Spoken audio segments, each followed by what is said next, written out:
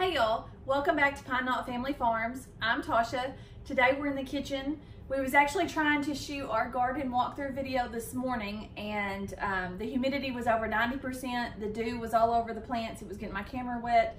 So we decided just to wait until this evening to finish that one. So you'll probably be seeing that video tomorrow. The heat index is over 100 degrees outside. It's midday.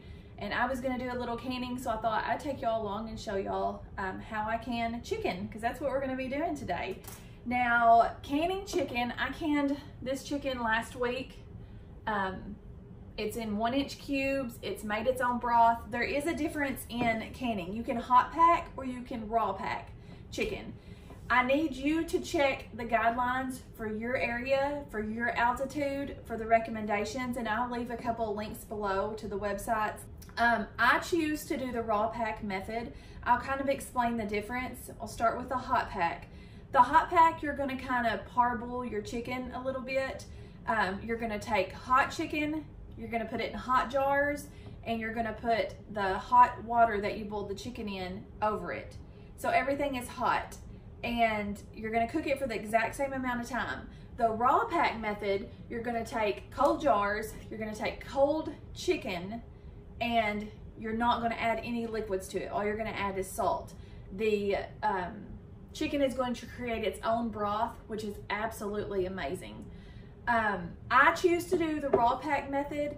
You can look at the different ways to do it and make the decision that's best for you and your family and your area of what you choose. I just choose for the chicken to make its own broth and not add any water to it. The broth is amazing. The chicken is actually in 1-inch cubes. Once you take this out, it's going to shred up really easy. All you're gonna do is reheat it. It's completely fully cooked. It's great for just mixing it with some barbecue and making some sandwiches, throwing it on top of nachos, Mexican chicken, chicken salad. The list goes on and on the ways you could use this. So it's extremely nice to come in late from the evening, working out in the garden, come in, open a can of this, and have a quick meal ready to go. So I'm going to show y'all how I do it today. Today I'm using wide mouth. The other day I used small mouth, so it's just kind of a preference or whatever you've got on hand. First thing that I'm going to do, I've already washed my chicken under some cold water. You're going to trim off just any really fatty areas you've got on there. Gonna kind of cut the chicken into about 1-inch cubes.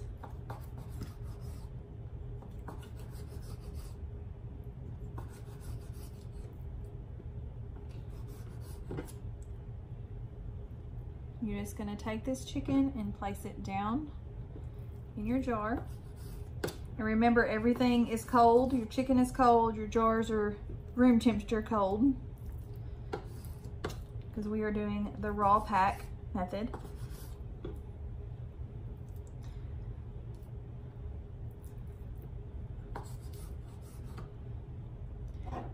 Now you're just going to kind of take your hands and squeeze it down in there, pack it down in there really good.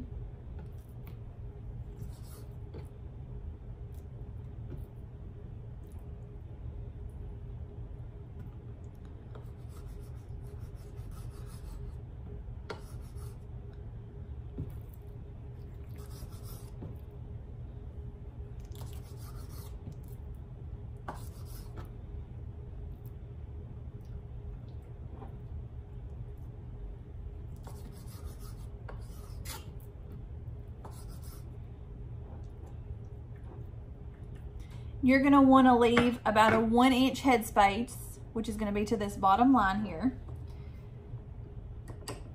We're gonna add a 1/2 teaspoon of salt for pints. It would be 1 teaspoon for quarts. Now this is canning salt, also known as pickling salt. You can use anything as long as it is not iodized.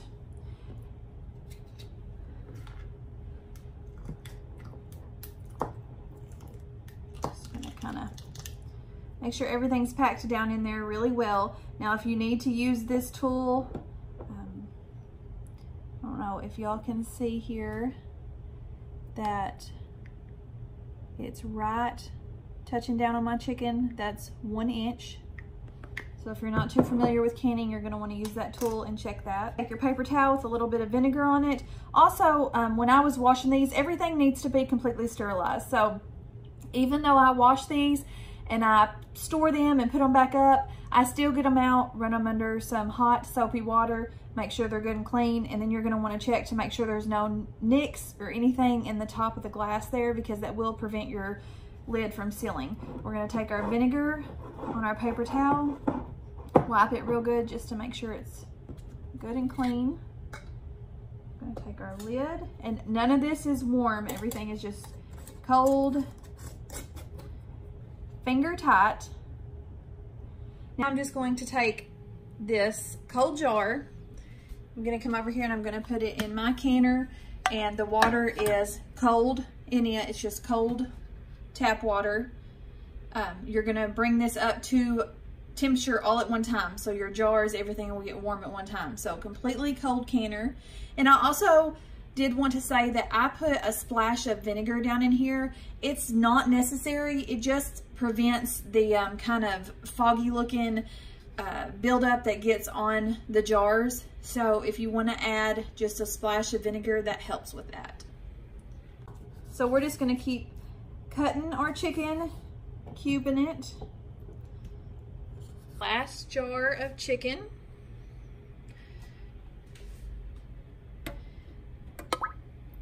Gonna put it down into the pressure canner. So we ended up with 7 pints of chicken. Now remember, everything is cold. The water, everything completely off.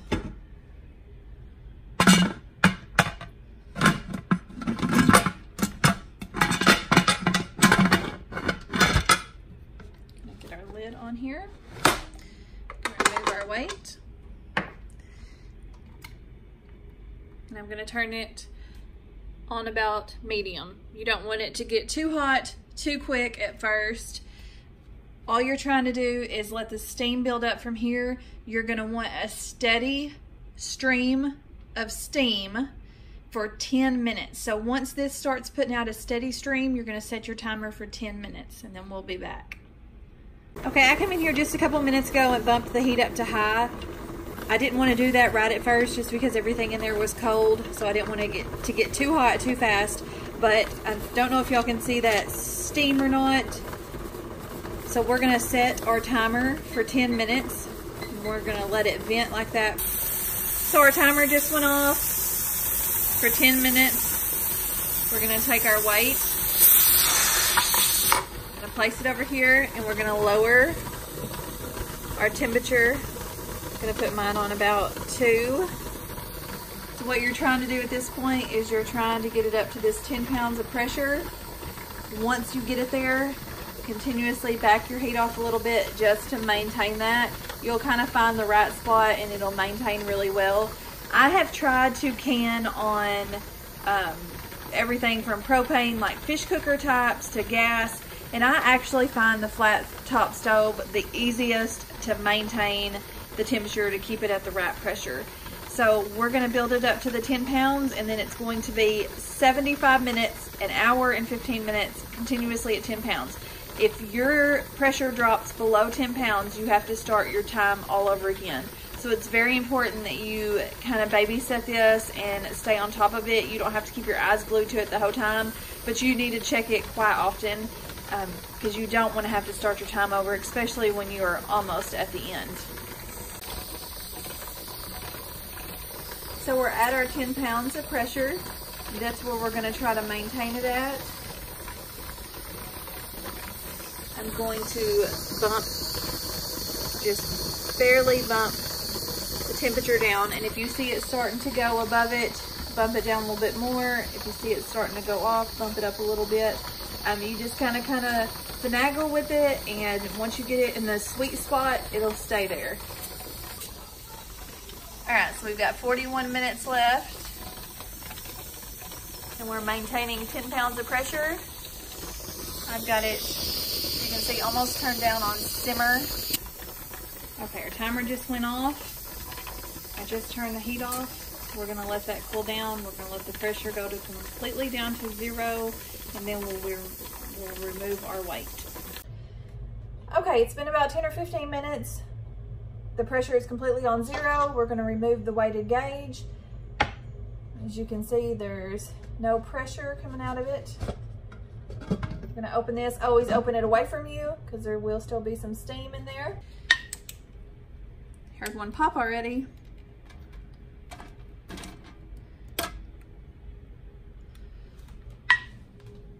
I heard that one pop.